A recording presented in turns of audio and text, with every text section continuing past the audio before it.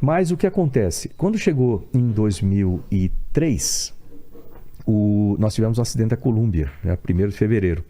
Aí eu perdi 7 amigos e os voos ficaram completamente parados nos Estados Unidos. Eu estaria por volta de voar, entendeu? mesmo? Aí parou. Mas não naquele, né? Podia ser naquele. Podia ser. Podia. Aliás, tem Você uma história podia? interessante sobre, mas podia ser naquele lá. Nossa, inclusive. mano. Aí pararam os voos nos Estados Unidos com o ônibus espacial para revisar os sistemas. Eu sou de prevenção e investigação de acidentes. Eu trabalhei 30 anos com isso. Eu trabalhei lá também com isso. Ajudei a investigar o acidente da Colômbia. Qual foi a causa? Ali a gente fala de fatores contribuintes. Quando fala de acidente, geralmente o pessoal pergunta a causa, a gente responde, são fatores contribuintes. São vários fatores que acontecem para acontecer um acidente. Tem uma teoria que o pessoal chama de teoria de Reason. Reason é um cara, é o nome de uma pessoa. Você imagina queijos suíços, né? Então, às vezes tem uns buraquinhos. Para acontecer um acidente, cada um desses queijos suíços, vamos dizer assim, são bloqueios para o acidente. São coisas que se tiver no lugar, o acidente não acontece. Entendi. Mas todos eles têm falhas possíveis. Então, são os buraquinhos do queijo suíço. Então, se você alinhar todos esses buracos, você consegue ver o acidente. Ela sai do perigo e chega no acidente. Entendi. Então, o que acontece são isso, se chamam fatores contribuintes, cada um desses aí. Então, naquele lá, né, eu me formei no CENIPA, né, o Centro de Investigação e Prevenção de Acidentes da Força Aérea, em 1987. Olha só, lá atrás, né? Eu trabalhei com isso, investigação na Força Aérea, assim por diante, de acidentes e prevenção. Aí você chega na NASA, o pessoal vê isso no seu currículo, fazem, eu trabalhei com isso também aqui, ótimo. Mas além disso, eu fui chefe de software da Estação Espacial, eu fui chefe de toda a área de integração de módulos, eu era responsável pelo módulo japonês, o Kibo, que na minha opinião é um dos melhores módulos da estação, né? E então trabalhei 3 anos com o Japão. Então, né, o trabalho técnico é bastante intenso. Mas o que aconteceu? 2003, né, tinha o voo da Colômbia, STS-107, 7 tripulantes. Um deles era o Mike Anderson, que era meu chefe. Justamente eu assumi o lugar dele lá nessa parte de integração de módulos, né? E eu conhecia todos eles, tinha uma amizade com todos eles. Eles decolaram à noite e nada diferente naquela decolagem, aparentemente, mas teve. E aí foram para o espaço, realizaram a missão. No retorno, durante a primeira curva, faz curvas para aproximação, né? Durante a primeira curva, ainda bem em altitude, praticamente do outro lado do planeta ainda, o que aconteceu? Por causa... Bom, primeiro explodiu, parte primeiro no que a informação que tinha, né? Tem os sistemas todos gravados e tal. De repente, a espaçonave começou a ter uma guinada muito grande para o lado esquerdo, uma explosão, uma guinada para o lado esquerdo. Aí, em 20 segundos, ela foi destroçando. A asa saiu, um pedaço da asa à esquerda saiu, a cauda, ela tem a parte de carga, é a parte de uma estrutura mais frágil, né? Quebrou ali no meio a espaçonave, a cabine fez um tumbling, assim, né? Uma capotagem, expôs a área não protegida termicamente, entrou plasma ali, porque você vem com 25 vezes a velocidade do som.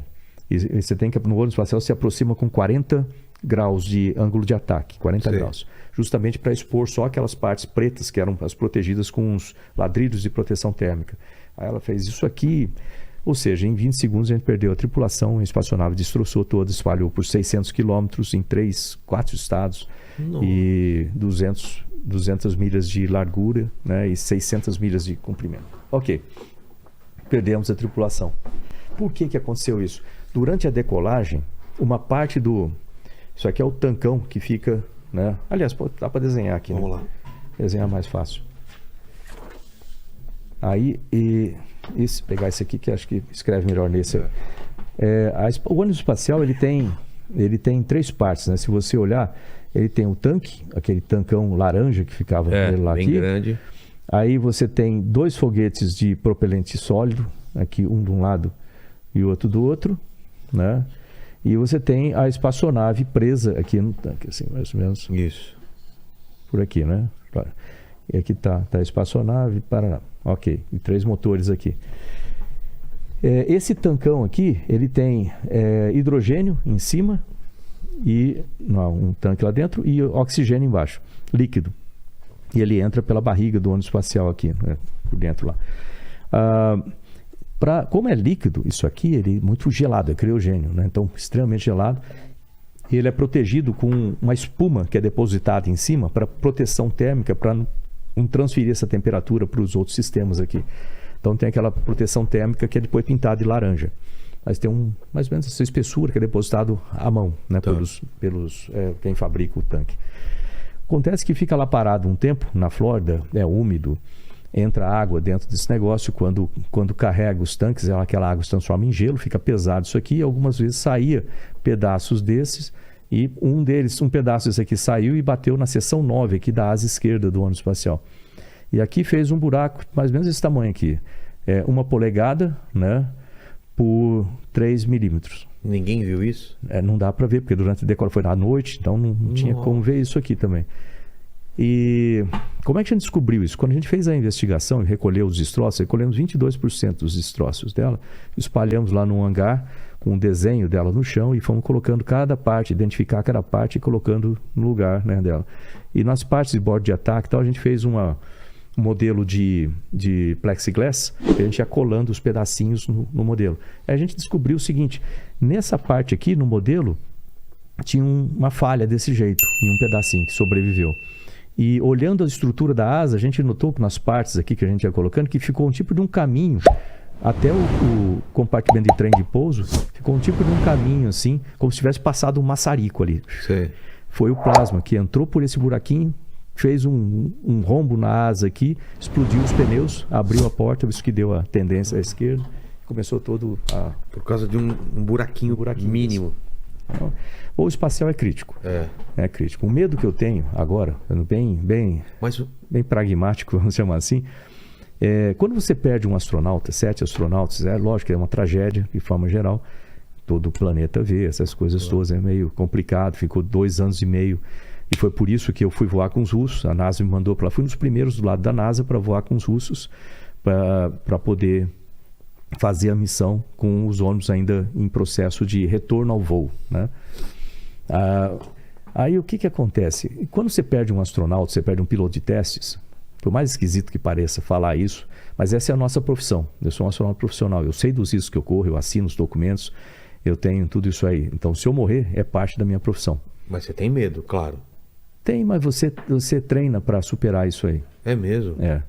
Você treina para trabalhar mesmo, coração acelerado, você vai fazer, você vai cuidar. Quantas vezes eu tive fogo em voo, já tive uma série de coisas e manter a calma e faz o que você tem que fazer. Não entra em pânico. Não, você não pode entrar em pânico. Você é treinado para isso, para resolver problema em situação crítica.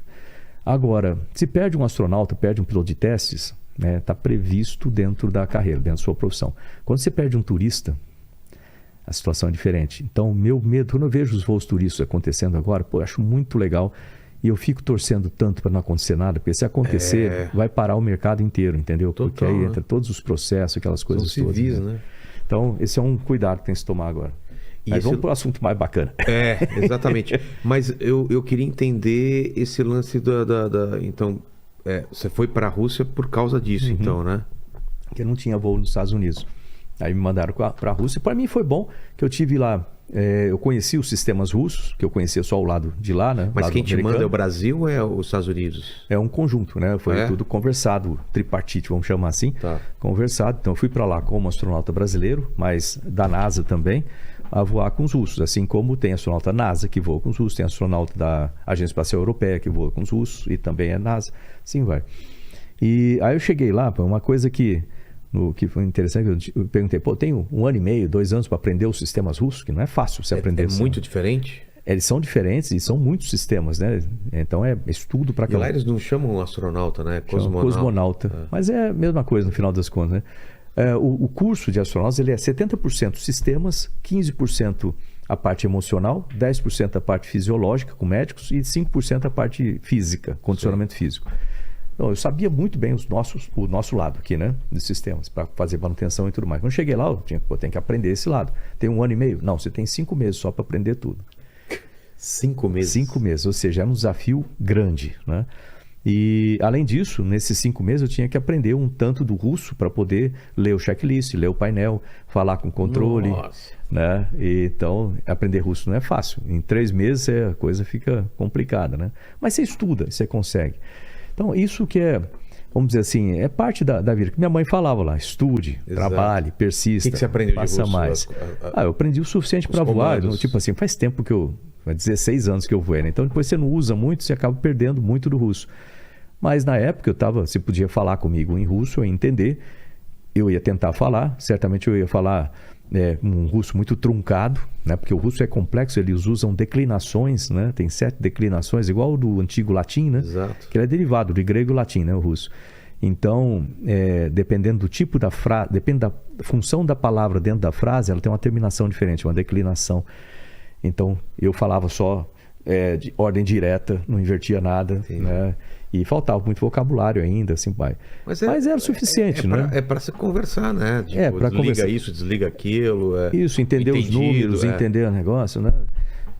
E era muito diferente o painel, as coisas, os controles? É diferente, é bastante diferente. Você tem que abrir outro raciocínio de sistemas, né? Mas de tecnologia, eles são menos avançados, mais avançados ou é a mesma coisa? Tem menos recursos, mas são muito avançados também. Você vê a Soyuz por fora, parece muito antiga. Exato. Mas por dentro ela é super modernizada, ela vai sendo atualizada o tempo todo, né? Mas esse negócio de falar russo é meio complicado. Você tem que aprender, não tem como. Né? Por que é complicado, né? Sei lá, deixa eu ver uma coisa aqui. Tipo assim, потому что говорить на русском языке это очень трудно. Но это можно. Надо учить много, это можно. Eu falei assim, porque falar em russo, né, não é fácil, mas é possível. Se você estudar com vontade, você consegue, né? Então, é normal. É uma língua bonita, muito bonita. A literatura russa é um negócio maravilhoso, entendeu? E como que eles recebem o brasileiro? Muito bem. No meu caso ali, eu fui melhor tratado do que todos os outros astronautas, por causa dessa comparação que eles faziam comigo e com o Gagarin, né? Com o Gagarin. Você era sorridente. Então era muito lembrava o Gagarin.